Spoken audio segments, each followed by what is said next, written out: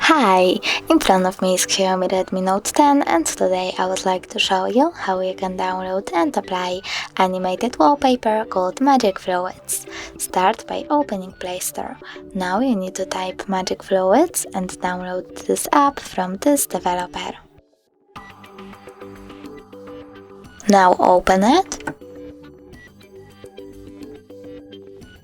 Click at the three dots at the top right corner and tap on Settings. Click I accept, and over here you can customize your wallpaper however you want to. When you're done, click at the top right corner and bottom one again. Choose Set a Slave Wallpaper, click on Set Wallpaper and decide if you want to see it on home screen or home screen and lock screen by clicking on one of the options.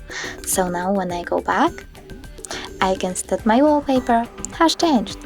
Thanks so much for watching. If you enjoyed this video, smash that like button, comment and don't forget to subscribe.